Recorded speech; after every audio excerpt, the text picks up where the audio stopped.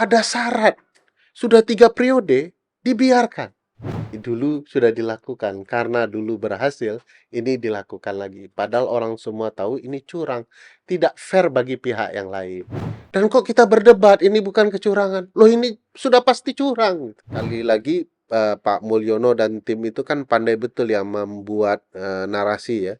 Begitu amarah naik, di stop dulu. Dan hebatnya Pak Jokowi sebelum turun, beliau sudah membubarkan Komisi Aparatur Sipil Negara. Sehingga kemudian tidak ada lembaga independen yang bisa mengoreksi gitu ya.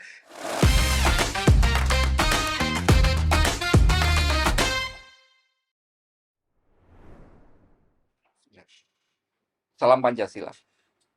Kawan, bertemu lagi dengan saya Winarko Ngantiwani di Ruang Dialektika.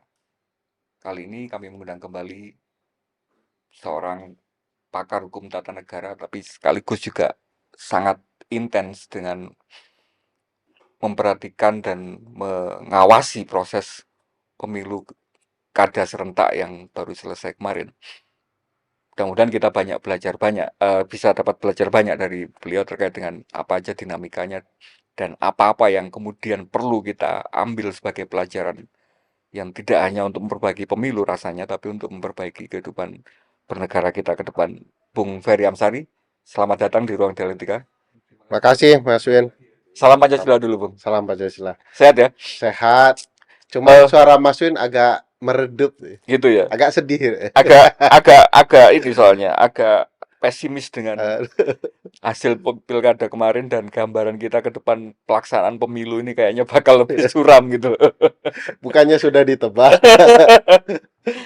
Bantu kami untuk kemudian mendapat gambaran semacam benang-benang merah atau hal apa yang perlu kita pelajari dari pemilu kada kemarin yang mungkin tidak sekedar hasil daerah per daerah, Bung, tapi kemudian semacam thread-nya yang bisa kita ambil sebagai perbaikan, karena kemudian kan salah satu harusnya yang kemudian memberikan mandat kita kepada demokrasi adalah ada proses yang berkala untuk kemudian melakukan perbaikan gitu.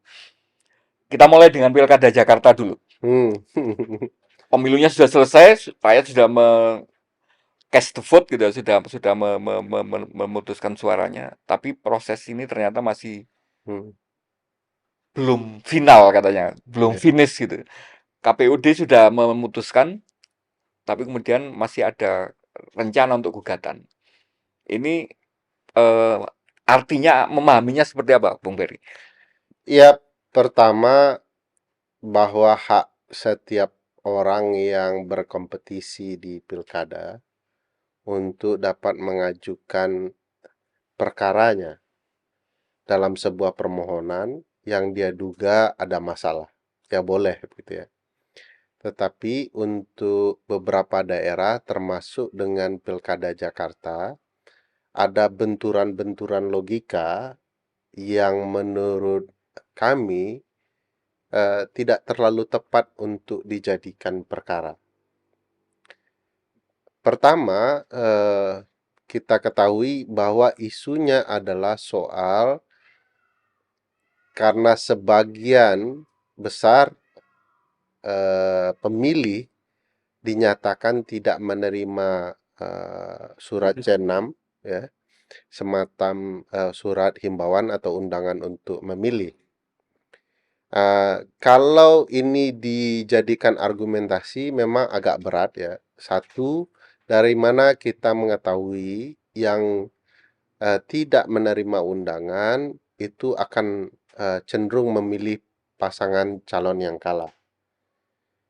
Dan dari mana kita tahu sebaliknya, pasangan calon yang menang dipilih dari orang yang mendapatkan surat undangan semua.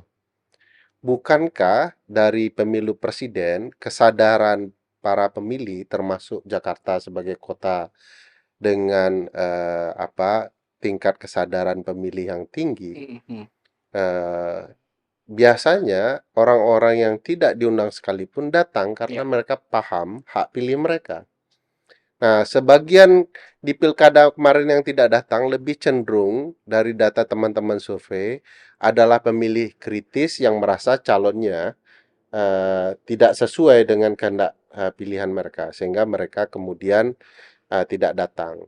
Tapi saya sadar di dalam tipologi kecurangan, sebenarnya untuk merekayasa bukti agar perkara dapat dimajukan dan dipermasalahkan, untuk beberapa TPS tertentu untuk dijelaskan atau setidak-tidaknya akan ada saksi-saksi yang menyatakan bahwa dia sesungguhnya akan milih si X gitu ya, tapi Sehingga gara-gara mungkin tidak merubah dipilih, merubah hasil gitu ya. sehingga potensial mengubah hasil walaupun jaraknya kita tahu cukup panjang ya, cukup jauh. Tapi sekali lagi kalau tipologi kecurangan itu akan selalu ada. Saya punya keyakinan bahkan kalau hasil survei sedari awal menunjukkan akan ada yang kalah, bukan tidak mungkin alat kekuasaan digunakan untuk merekayasa bahwa ada beberapa pemilih yang tidak diundang dan tidak dipanggil sebagai bangunan argumentasi. Tapi sepanjang ingatan saya yang tidak terlalu panjang gitu ya, tidak ada juga perkara di Mahkamah Konstitusi Yang berdasarkan dasarnya ya C6. orang nggak nerima Iya, C6 gitu ya. kalau C6 itu saya pikir hasil Pilpres kemarin, kalau bisa dipermasalahkan C6 akan banyak tuh ceritanya.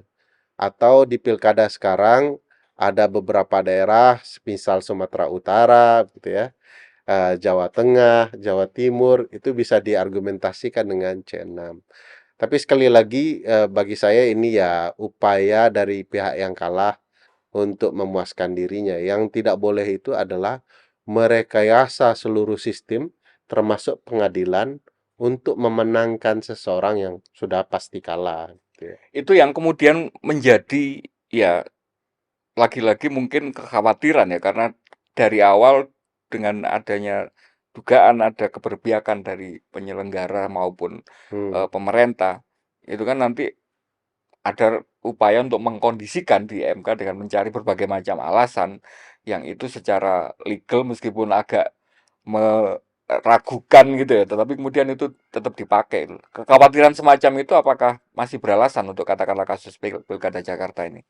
Saya merasa selalu beralasan ya, semenjak belajar di Pilpres kemarin, segala hal sangat Nggak potensial ada yang bisa tidak tidak dikondisikan gitu terjadi ya. ya.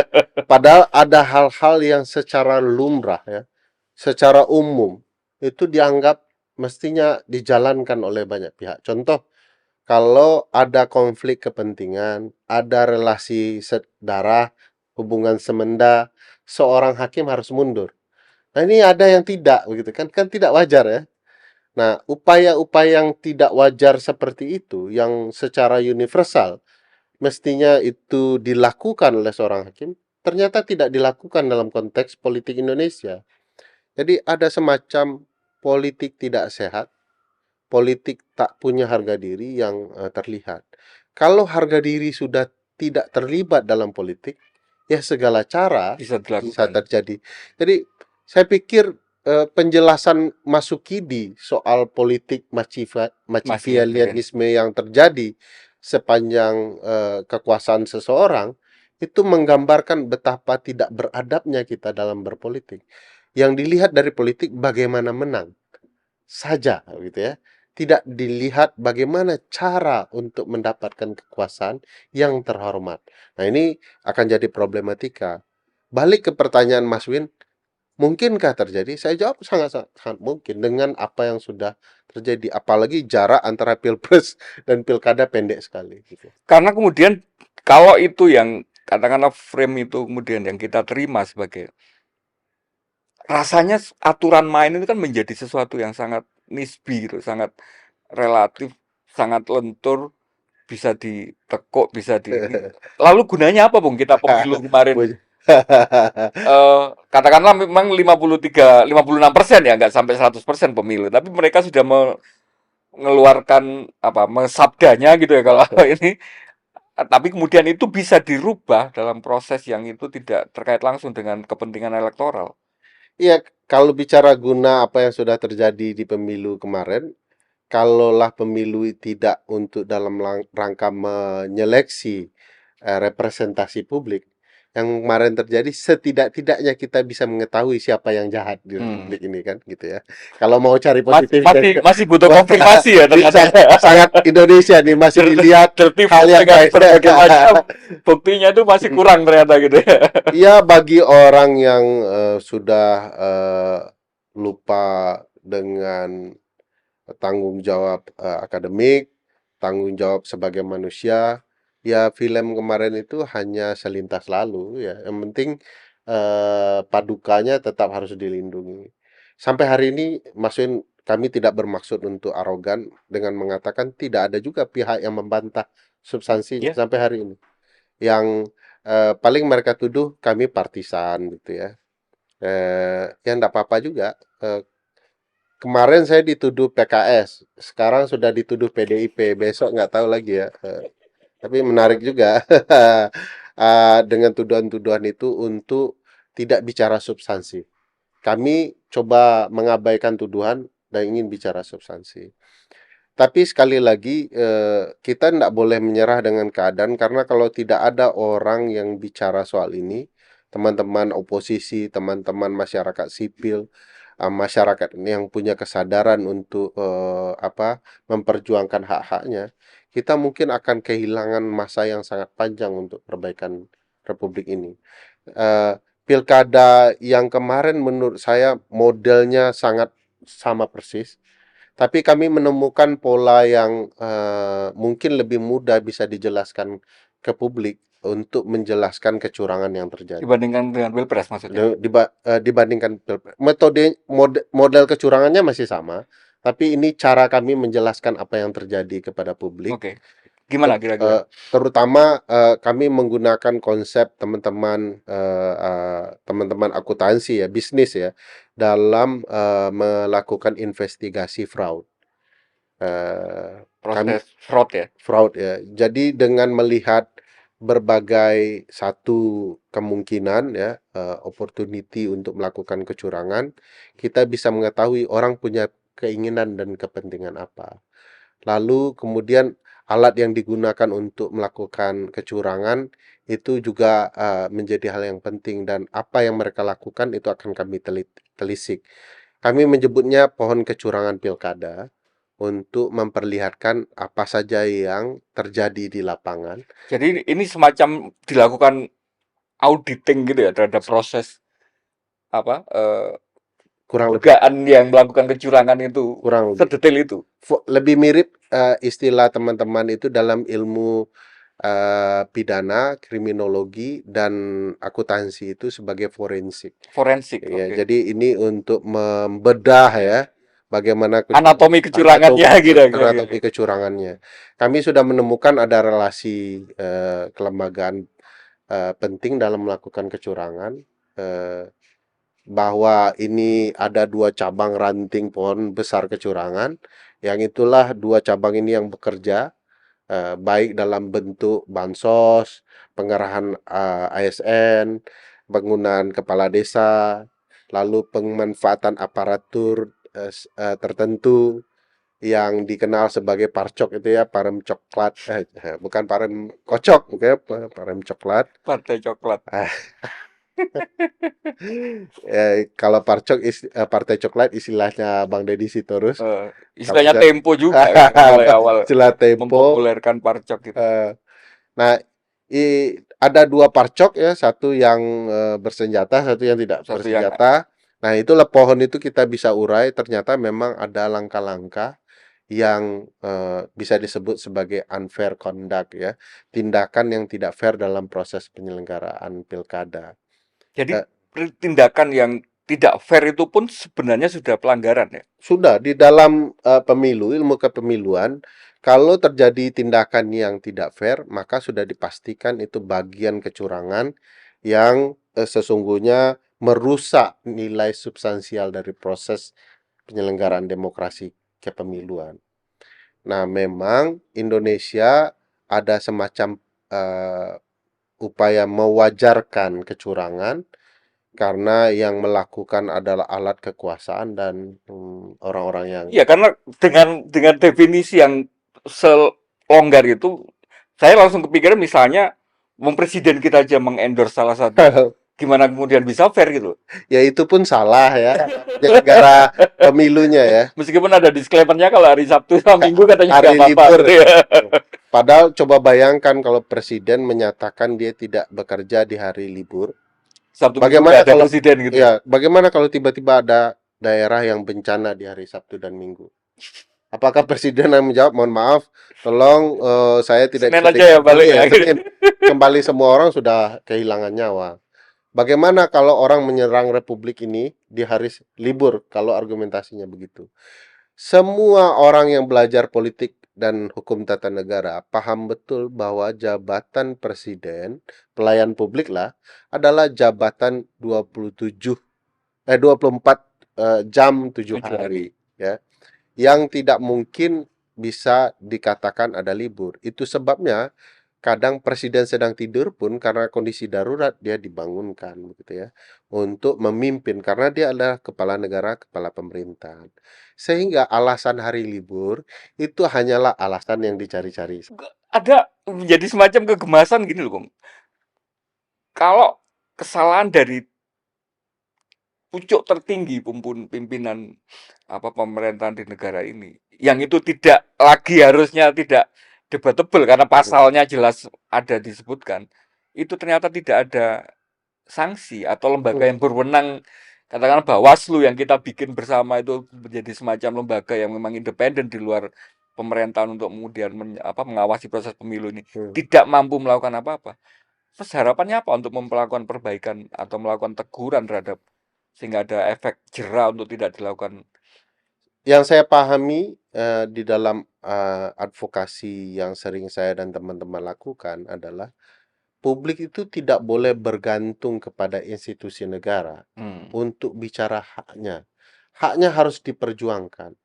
Jangan kemudian sudah pilih, Ya, tetapi yang muncul beda. ya. Apa yang terjadi misalnya di Banten, Mas Win, itu dengan sebuah tantangan ilmiah, kalau boleh saya menantang di YouTube ini, bahwa secara ilmiah saya menantang bahwa apa yang terjadi di Banten sudah pasti curang. Kenapa? Tidak lumrah dalam mindset ilmiah teman-teman kepemiluan, ada orang yang dapat angka 77%, seputar itu ya, bahkan ada yang mendekati 80%, mampu dikalahkan tanpa ada peristiwa yang membuat dia kalah. Iya.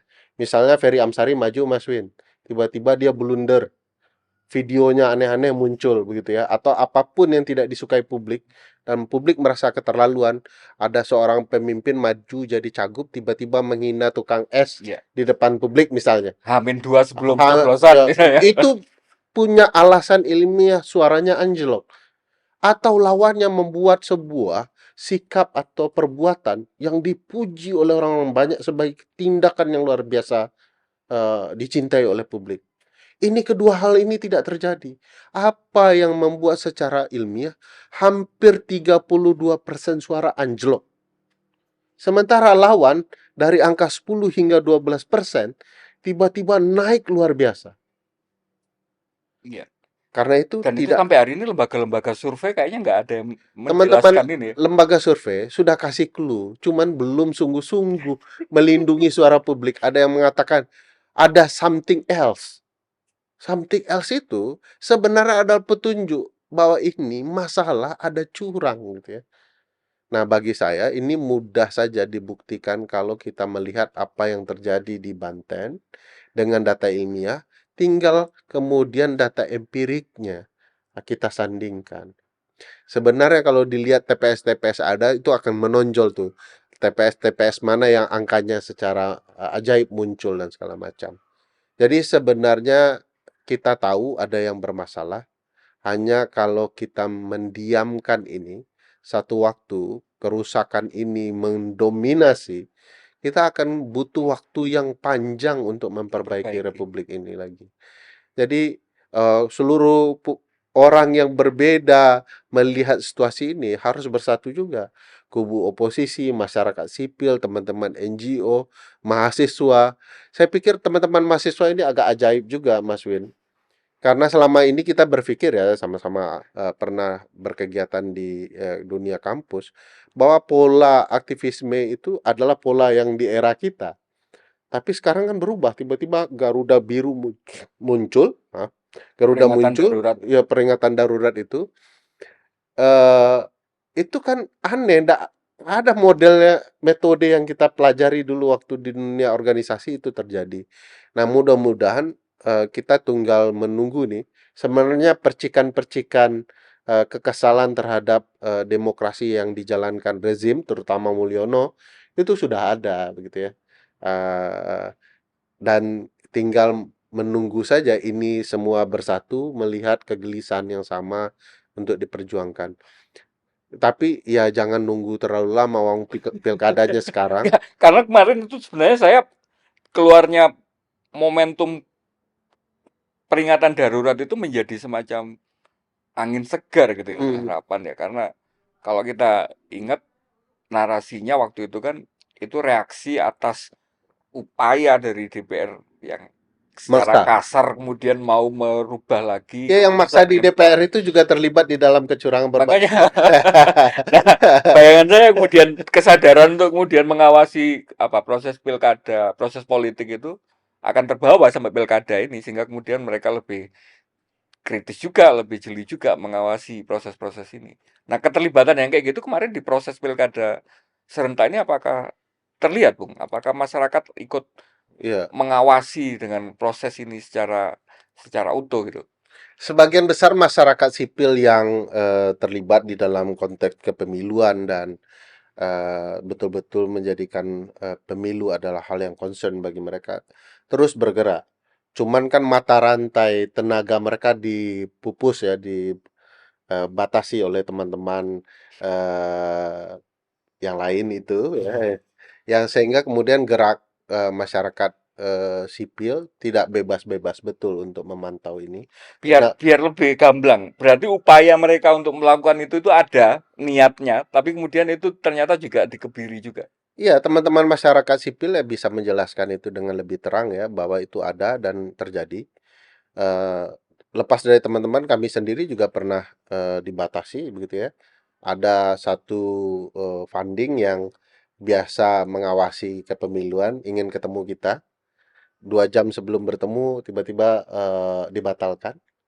Nah, suatu waktu ketemu lagi dalam forum diskusi, dia bilang, mohon maaf Mas Ferry, kemarin tuh tiba-tiba kita batalkan karena ada orang yang biasanya disebut Intel Melayu melarang gitulah ya. Ya kami tertawa saja bahwa sebenarnya esensinya membatasi kebenaran itu mungkin bisa dilakukan hari ini. Tapi seperti air ya, yang dibatasi terus, tapi kalau gelombangnya berjalan ngalir terus, suatu jua akan jebol juga. Dan itu akan jauh lebih berbahaya bagi pemilik kekuasaan. Dan itu akan merusak mereka sendiri.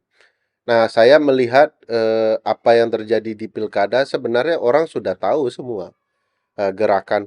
Toh di X saja muncul ya berbagai video. Keluarga saya tuh ngirimin ada video orang nyoblos, itu berulang terjadi.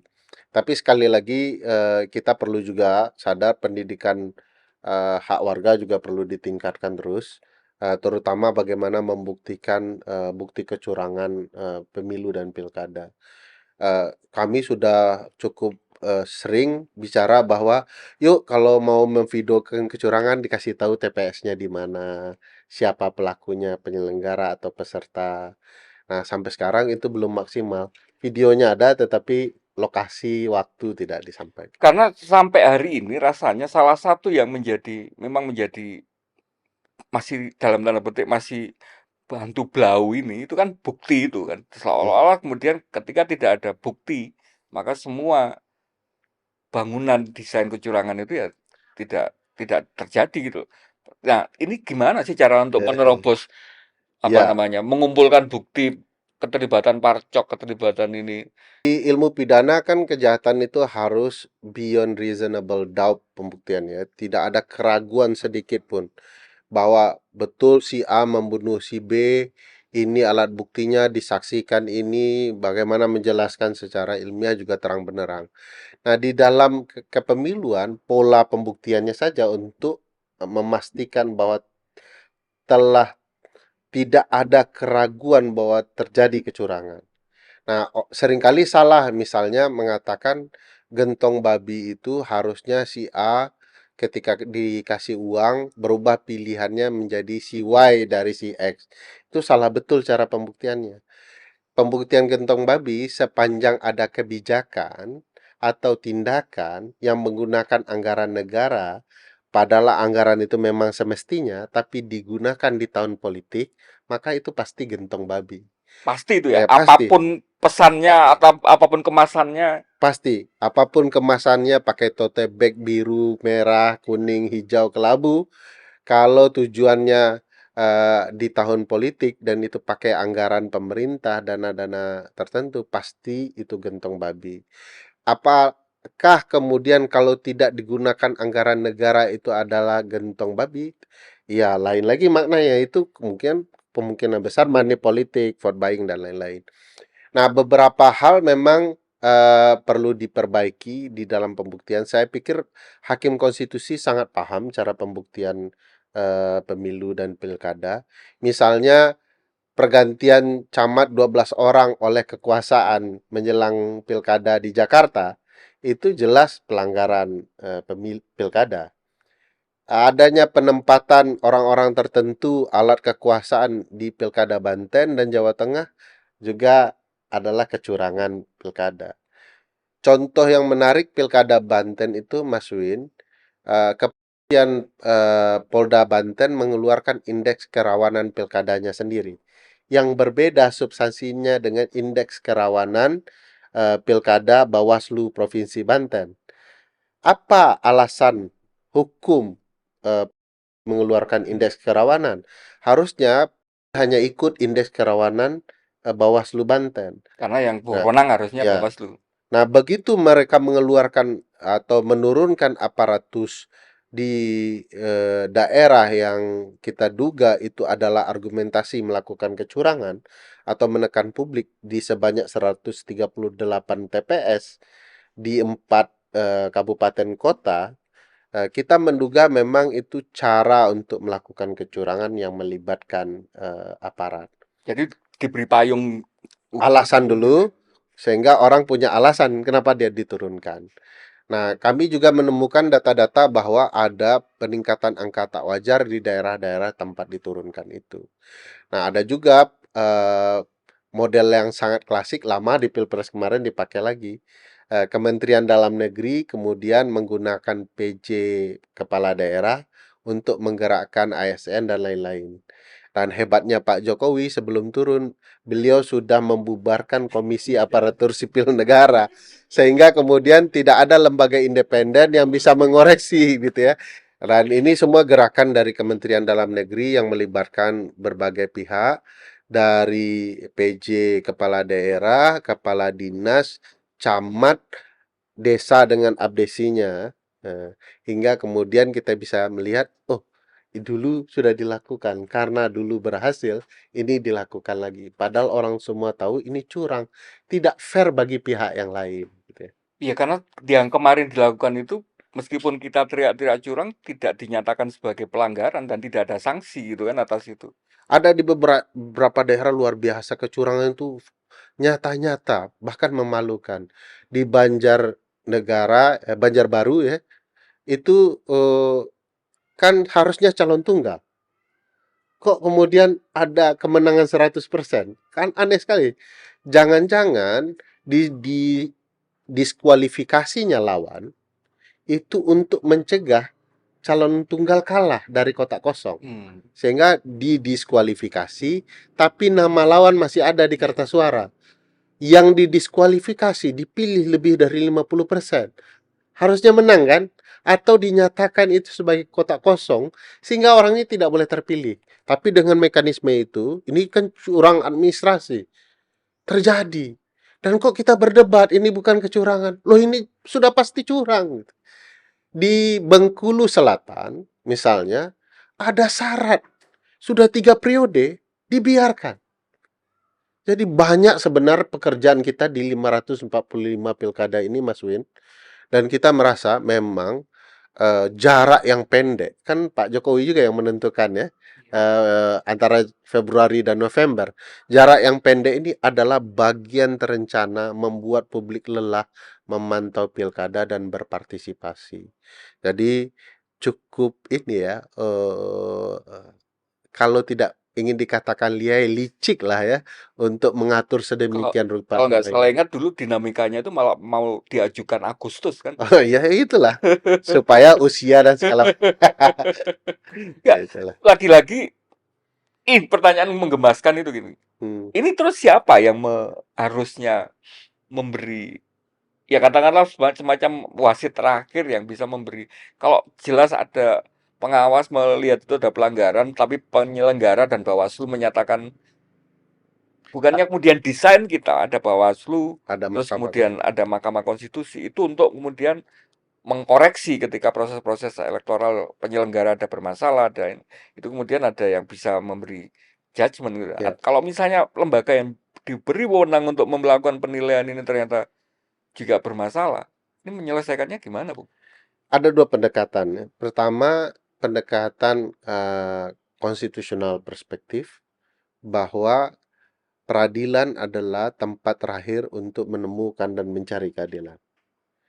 Nah, dalam konteks Jakarta, misalnya kalau ini perkara naik, sang paman yang merupakan adik mantan presiden yang ngomong saya RK Hmm. tidak mundur, ini peradilan sudah cacat. Dan saya yakin mestinya MK harusnya memperbaiki keadaan ini. Ya harus mundur, ini adalah hal yang bermasalah. Dan MK mestinya sudah mempertimbangkan jauh-jauh hari agar marwah MK tidak dirusak oleh satu atau dua orang. Dan saya berharap memang peradilan tempat menyelesaikan. Pertanyaan Mas Win itu kan berat ya. Bagaimana kalau mekanisme biasa, konstitusional biasa, ternyata tidak memenuhi syarat yang patut penegakan konstitusi kita. Misalnya pengadilan sudah terpengaruh, pengadilan sudah tidak sudah berpihak, sudah tidak menunjukkan tanda-tanda netralitasnya, kekuasaan yang merdeka, maka tentu partisipasi publik Publik ya. untuk menegakkan haknya yang paling penting.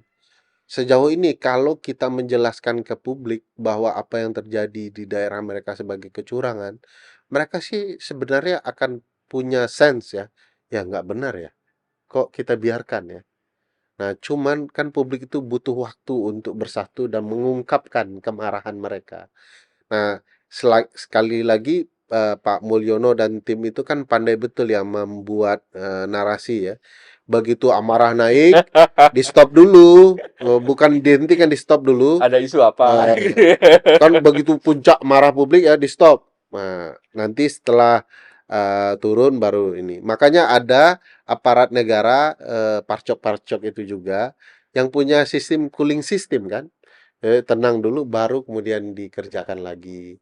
Nah, jangan-jangan ketika pilkada tahu curang naik tuh amarah, tiba-tiba cooling system dulu, baru nanti kemudian ditetapkan oleh mereka. Dan itu sering sekali terjadi di era yang lalu dan bukan tidak mungkin akan juga dipakai di era sekarang, apalagi kalau dilihat aktor-aktornya gitu ya. Ada semacam kegalauan konstitusionalnya itu gini, Bung. Mungkin nggak sih ini diatur sedemikian rupa dengan berbagai macam evaluasi tadi, temuan teman-teman masyarakat sipil, Bung Wery juga intens sekali dan cukup detail menjelaskan ruang-ruang keterlibatannya dan celah-celah hukumnya. Mungkin nggak sih ini diatur secara sedemikian rupa di peraturan perundangan kita, sehingga penyelenggaraan berikutnya, mulai dari penyelenggara, pengawas, sampai pemerintah sendiri, Hmm, punya aturan yang nggak ada debat lagi di situ, clear. Dan ya. kalau ada sanksi, apa ada pelanggaran ya sanksinya jelas. Mungkin nggak sih kita mempunyai sistem Iya. peraturan yang mengatur pemilu serigid itu?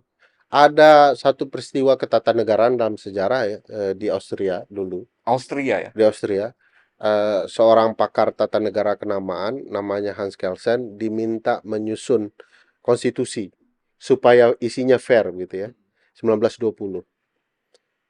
Dalam konteks ini dulu Pusat Studi Konstitusi pernah berpendapat Mas Win untuk beberapa undang-undang politik tidak dibuat oleh teman-teman partai politik, tetapi oleh wasitnya. Nah, contohnya waktu itu adalah undang-undang partai politik dan undang pemilu itu dibuat draftnya dan naskah oleh akademiknya KPU. oleh KPU, nanti persetujuannya tetap oleh DPR. Cuman konfirmasi yes or no. Nah, tapi ya tentu KPU-nya diperbaiki dulu kan. Harus diisi oleh figur-figur yang oleh publik marwahnya terjaga, figurnya dihormati. Saya pikir kalau Hadar Nafis Gumai gitu ya, yang memimpin KPU seperti dulu, semua orang akan menghormati hasil dan orang tahu integritasnya. Nah, ini kan memang proses maukah teman-teman partai politik apalagi dengan bangunan koalisi Iya, pemerintahan yang iya. terlalu brutal ya, Hampir yang 80% hampir komposisi 80%. koalisi. Ya bisa dibilang ini tidak sehat, tetapi dorongan harus terus dilakukan. Tidak banyak pilihan yang secara logika ilmiah itu mau dijalankan oleh teman-teman partai politik, apalagi partai kekuasaan. Karena kan mereka yang sedang menikmati kekuasaan ini. Bahkan jangan-jangan yang mendesain sampai ke Yang arah sini ini. oh ya, sudah bisa dipastikan itu ya. Kalau itu saya tidak ragu, pasti desainnya adalah desain kekuasaan. Dan ini perlu diperbaiki betul supaya tidak berulang kejahatan ini. Perlu fair betul pemilu. Saya yakin teman-teman hukum tata negara, teman-teman politik, teman-teman isu kepemiluan itu mampu kok menyusun paket undang-undang yang baik. Saya ingat Perludem dan Kemitraan dulu pernah membuat kitab undang-undang pemilu dan itu sangat baik isinya untuk didiskusikan.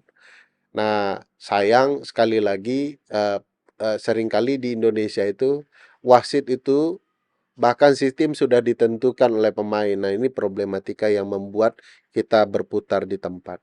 Nah, penting kesadaran bernegara bahwa sesuatu yang buruk diatur, dampaknya juga akan lama dan buruk. Itu sebabnya negara kita gak maju-maju kan.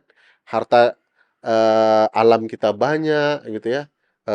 Harta sumber daya manusia kita berlimpah, tapi kita itu negara yang dianggap sebagai rendah di mata negara-negara lain. Padahal kalau dilihat kemampuan orang-orangnya tidak ada yang kalah gitu ya. Nah, bagi saya memang ini eee, momennya ini. Iya, makanya karena lagi-lagi menjadi kayak semacam gitu. Ini ada kesempatan untuk perbaikan, ada motivasinya ada, ininya ada. Tapi kemudian way forward-nya tuh kemana gitu. Kalau ngomong roadmap-nya itu lewat mana, ininya lewat mana. Ketika ganti undang-undang, yang undang-undangnya nanti yang bahas DPR dengan koalisi yang mereka berkepentingan untuk kemudian mempertahankan status quo ini. Ruang-ruang ini kan seolah kemudian seolah tertutup semua, Bung gitu. Ya, ya ada beberapa peluang ya, tapi faktanya memang satu saya bukan tipe orang yang suka perubahan ke arah yang baik dengan gejolak ya. Hmm. Tidak Sepakat, harus sepakat, tidak harus ada revolusi Prancis kan sepakat. untuk Ya memperbaiki kita diri. kita generasi yang pernah ngalami 98, harganya terlalu mahal lah untuk Terlalu kemudian mahal. kita perbaikan itu. Nah, misalnya peradilan yang betul-betul mereka dan betul-betul menegakkan keadilan itu sebagai puncak ya. Kan ada banyak istilah dalam ketatanegaraan. Betul bahwa politik menentukan banyak hal, tapi siapakah yang menentukan apa yang konstitusional atau tidak? Ya hakim, peradilan. Nah, kita heran peradilan kita yang menentukan banyak hal, diisi sang paman, diisi orang yang dilantik tidak jelas begitu ya. Ada hakim yang dilantik pertama kali di muka bumi dalam konsep kita itu dengan ditunjuk, diganti di tengah jalan, kan aneh. Kalau kita membiarkan peradilan seperti ini, kita sedang membiarkan hak-hak konstitusional kita diabaikan. Nah, bagaimana kalau peradilan bermasalah seperti apa pilihan kita? Ya tentu representatif kita. Nah, saya belum melihat tuh konsep lembaga-lembaga perwakilan punya rancang bangun agar Ya, publik ya, sadar ya. pilihan Anda adalah kami yang berada di balik kezaliman rezim Ya, untuk memperbaiki demokrasi menjadi smooth. Nah, ini belum terlihat. iya. Dan mudah-mudahan bisa bekerja. Pertanyaannya, kalau tidak ada representatif yang baik, siapa lagi? Ya publik gitu ya. Karena yang punya hak ya publik. Nah, ini juga perlu kita bahas panjang itu Mas Win. Mahasiswanya mana, kelompok petani, nelayan, Dan kapal. rasanya semuanya punya masalahnya sendiri-sendiri gitu ya. Mungkin mungkin hanya sekedar ini ya, ungkapan kebuntuan akan harapan tadi. Kalau saya membayangkan yang terjadi dengan putusan MK 60 itu kayak semacam jawaban semesta atas kebuntuan MK 90, Mahkamah Agung 60 ya. 60. Jadi untuk kemudian dibalas dengan keputusan MK yang eh, nomor berapa kok saya lupa, yang Kalau MK 90, memutuskan menurunkan apa ambang batas untuk pencalonan itu kan MK 60 ya, kalau 90 yang yang meloloskan presiden, Wapres. ya. 60 yang akan meloloskan adik Wapres gitu ya. MA MA ya. 60. Nah, 60. itu kan kemudian dibalik oleh MK dengan keputusan Ya, MK yang ya. kemudian menurunkan ambang batas dari pencalonan itu harusnya 20% Yes. menjadi range antara 6,5 sampai 7% itu kan. Ya. Itu kan kemudian menjadi seolah-olah pintu angin segar gitu ya. Nggak ada yang kelihatan agendanya, sebelumnya tidak tahu ada yang mendorong agenda itu, tapi kemudian tiba-tiba kebuntuan bahwa dengan syarat pencalonan 20% itu yang akhirnya mengkotakkan satu partai, satu komposisi koalisi yang kemudian menghilangkan peluang partai yang lain untuk mengajukan calon. Itu kan seolah-olah kemudian hanya dengan satu ketukan palu itu bisa langsung terbuka semua. Ya. Dan ketika keputusan itu benar-benar mendapatkan dukungan dari publik dan mau dirubah oleh kepentingan, publik langsung membelanya dengan sedemikian Ya. rupa gitu. Kita masih pernah ngalami hal-hal yang seperti itu. Mungkin nggak kemudian di proses katakanlah pilkada ini Pilkada. itu juga ada yang semacam itu, yang kita bisa berharap ada tangan semesta, ada tangan Tuhan yang kemudian Sepertinya Hakim Konstitusi sedang membangun kesadaran yang baik ya, pasca putusan 60 Mahkamah Agung itu. Mereka membuat putusan yang dibela oleh publik. Bayangkan putusan 90 Mahkamah itu dicaci habis-habisan sebagai mahkamah keluarga ya, mahkamah kakak ya. pamen. Orang tidak menganggap peradilan sudah beradab, putus asa dan segala macam. Tiba-tiba begitu MK mengeluarkan putusan yang antitesis dari nepotisme, mengabaikan putusan 60 Mahkamah Agung, MK dipuji, dibela habis-habisan. Jadi yang dibela oleh publik adalah kebenaran, bukan individu-individu pengadilannya. Nah, di titik ini publik luar biasa, pengadilan juga sudah mengetahui bahwa mereka punya kesadaran ya, bahwa ya memang mereka harus melakukan perubahan dan menjaga demokrasi ini. Mudah-mudahan nih dengan 554 yang terjadi dengan segala kecurangan yang mirip dengan Pilpres kemarin, ada harapan sesuatu di Mahkamah Konstitusi. Minimal di Pilkada Jakarta kita tahulah itu pasti permohonan tidak sehat. Dan dalam 2 kali sidang dismissal proses, 2 kali panel, harusnya sudah ada putusan mengatakan ini permohonan Nggak sesuai. tidak sesuai.